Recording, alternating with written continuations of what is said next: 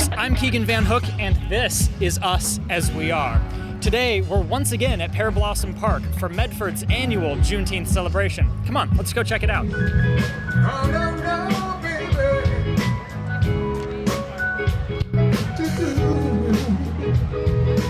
My name is Vance Beach. I am the founder and director of BASE, which stands for Black Alliance and Social Empowerment. And today is Juneteenth. We're here to celebrate, we're here to educate, and we're here to try to hopefully continually make advancements towards having better and inclusive communities. What is Juneteenth? What does it mean? Yeah, so Abraham Lincoln did the Emancipation Proclamation in 1863.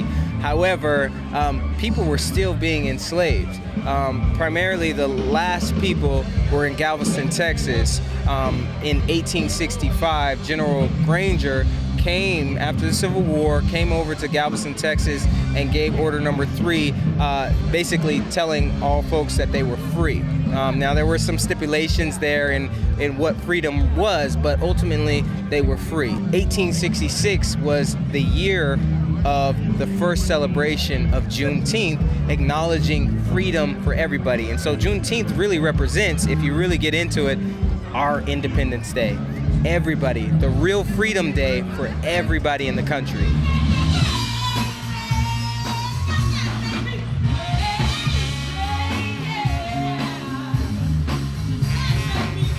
I'm Jeff Golden, and I represent most of Jackson County in the state Senate. A couple of years ago, we passed a bill that makes Juneteenth a state holiday. Of course, there was federal legislation for that.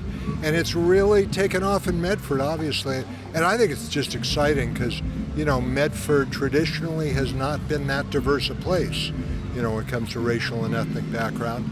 And this is a celebration. You know, there's a lot that's gone on that's kind of divided people.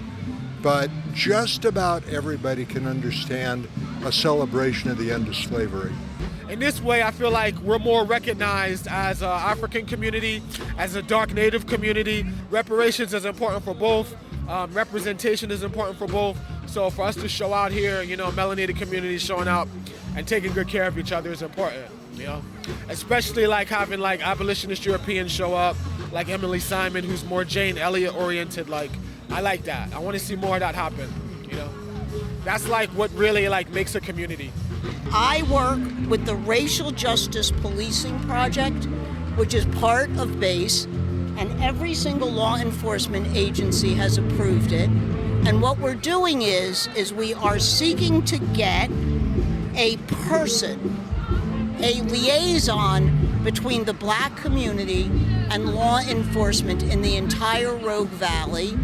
And what that person would do, it's been 2 years we've been working on it, is they'd be working on issues for training with the police. They'd be working on issues relating to when a Black person is the victim of a crime, so that they have a trusted intermediary. And we're actually using the sexual assault response team model that's over there.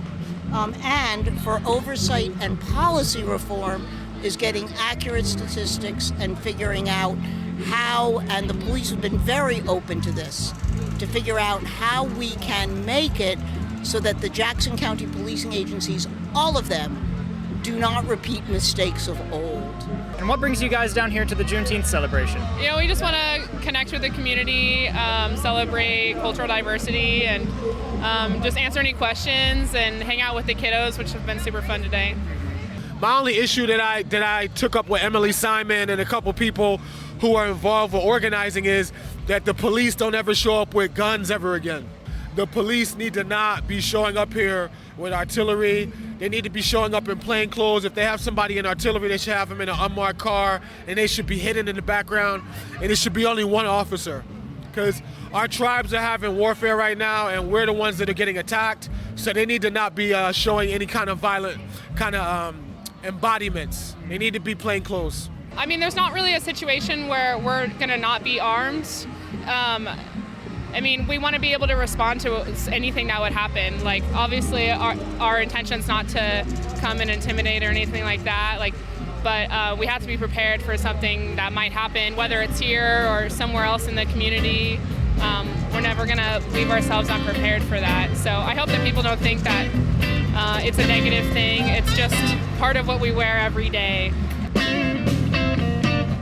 Real man, baby, got some real good times. I'm a real man, don't even know where the boys are. How about you just start by introducing yourself for me? My name is Carla Narcisse. My significant other is Kent Hayward of Living on Dreams.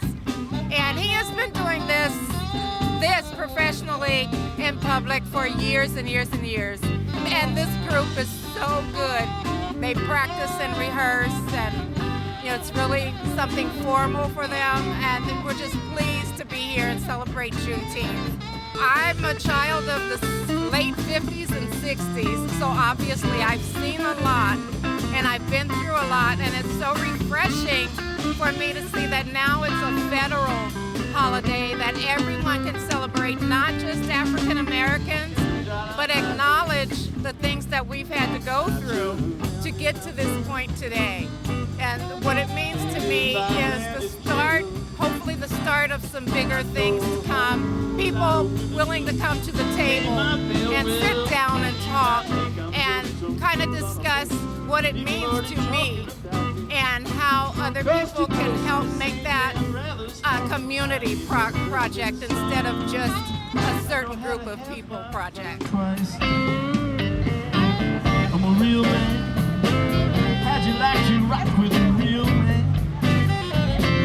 Don't get no sack from any other music in your computer program. It's a beautiful day in the neighborhood, and we're having a great time out here. I'm here for the Juneteenth celebration combined with Father's Day. Now this is unique. We get a twofer today. This seems to be the one holiday that everyone comes out for. I've been here since '89, like I said, and I haven't seen this many black people in one place in a long time, since I moved from Atlanta. So this is awesome. Really enjoy this.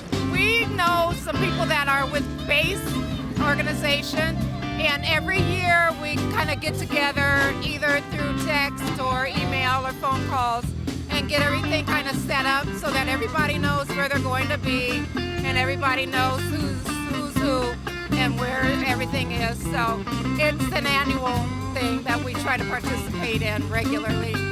Like to see more people out here, but this is a good start. So tell me about the work that BASE does. What is BASE and what does it do? Yeah, so BASE is all about building an inclusive community. We're a platform for connection, support, resources, and overall the advancement of those that have been excluded. And our work primarily focuses on equity for black residents here and trying to help build them up. So we do anything from youth programs to opportunities and jobs, scholarships. We try to do networking events. We try to get people to come together and see each other and know each other. And ultimately, cultural celebrations, right? So we know that we're represented in the community because that's one of the fundamental ways of knowing that you matter. You have to be represented in the community. So I come to the June 19th for the celebration of the black people that have been through a rough time. Now they're free now, and I'm glad they're free. Juneteenth for me is kind of like Black Lives Matter. It's important that the slavery got abolished. I'm glad that Black Lives Matter got established, but as many people may know, when you research Black Lives Matter, it's a lot of mixed up stuff with it. I used it in the marches because it was the resurgence of the Pan-African movement, but I never really felt like it was anything more than that. I don't feel like that's our future. I feel like the Pan-African movement is more of our future, and Black Lives Matter just helped make that more recognizable. What Juneteenth means to me is that sometimes you don't know how long things are going to take, and they can take a long time. Just like it took 2 years for the Emancipation Proclamation to get to Texas. But what we really need to do is we really need to have the long view. And since I've got gray hair and I'm way older than you, it's easier for me to have the long view. But the thing I want to do most in the world is to have people my age not get cynical, and to have people your age and younger know that you're not working for tomorrow or a week from tomorrow. you're working for 2 years, you're working for 5 years, you're working for 10 years. You know, I don't know if I would have imagined this as recently as 5 years ago, and I've been here 50 years. So seeing a whole number of people, you know, Black Lives Matter has had their supporters all over the country, including the Rogue Valley.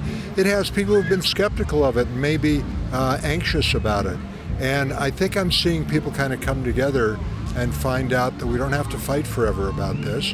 We're not going to agree on everything, but we can agree that slavery was a real blemish and shame on our history, and that we want to get by it, and we want a diverse, multiracial society that gets along. I think there's a really strong majority in the country and in this valley who are with that, who believe in that, and this is a good way to celebrate it. I'm having a great time. All the kiddos are running up. We got slap bracelets, which are our big hit this year. So through the generations, the slap bracelet has remained a cool thing, apparently. Yep, I remember it well myself from being a kid. Yeah, you'd always want to get that from the fire department or the police. Yeah, for sure. And are you having a good time today? I am having a wonderful time. It's a gorgeous day and Father's Day, so happy Father's Day to all those fathers and uncles and brothers, all the men out there with kids and without. Are you having fun here today? Yes, I'm having fun. I'm having a great time. I've been working our booth, and we've been getting really positive response from people saying, I didn't even know about this. Oh, I'm enjoying myself, and that's what it's all about. We need to enjoy ourselves because this is ultimately a celebration. But we must continue the work, right? We must continue this feeling. We must continue to educate ourselves for the long term because this is not something that's just a short-term fix. We got to continue to be on this path. What we call top.